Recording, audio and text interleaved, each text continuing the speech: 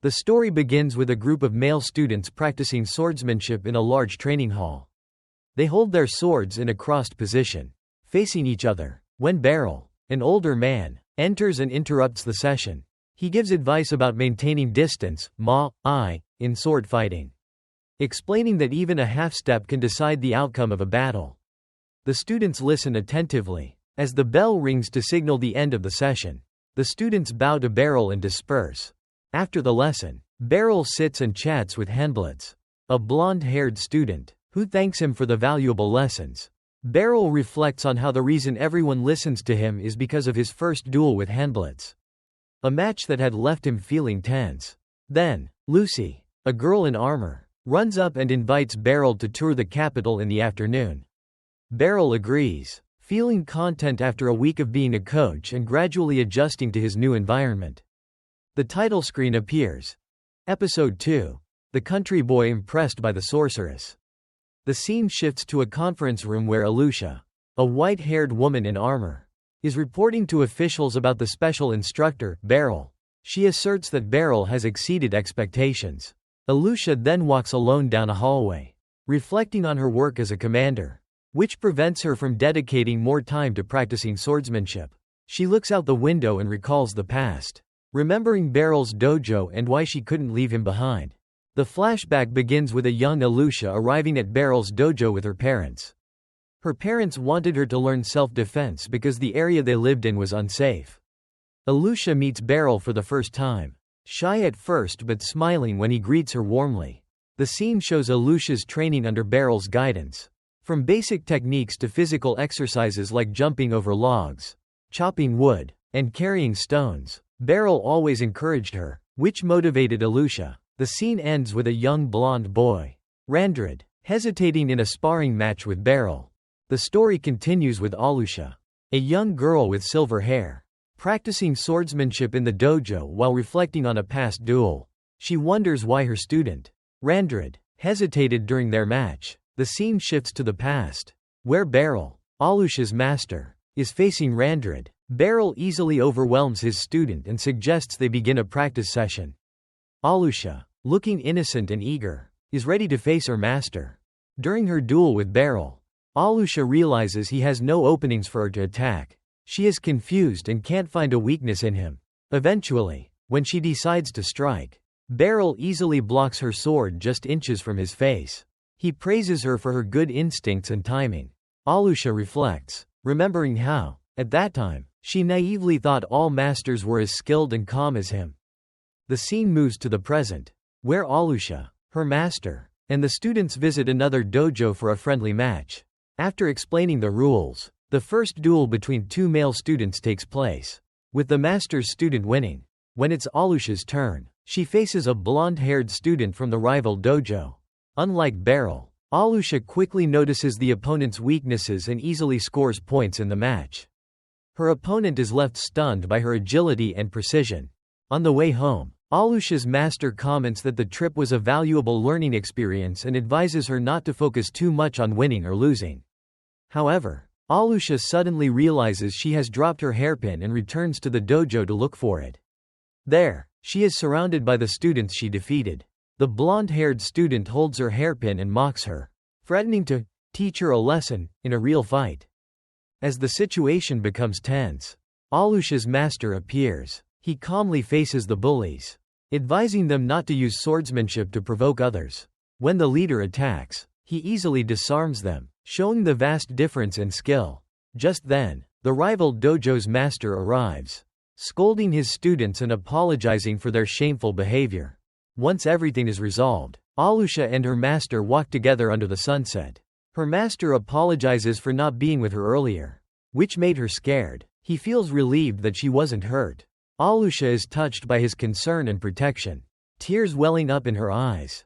She looks at him with deep gratitude. The scene opens with a white-haired girl crying under the sunset. Her elderly master quickly apologizes, thinking he frightened her. However, she denies this, explaining that she is not crying out of fear or sadness, but because of a strong new emotion she has learned from him. The scene shifts to a dojo where the girl and her master are practicing with wooden swords. After a series of attacks, The girl successfully blocks her master's strike for the first time. Her master is surprised and praises her for her tremendous progress. Later, Master Beryl announces that the girl is now strong enough and that there is nothing more to teach her. Though sad and reluctant to leave, the girl accepts his decision. Not wanting to be a burden, she receives her real sword from him, marking the end of her training.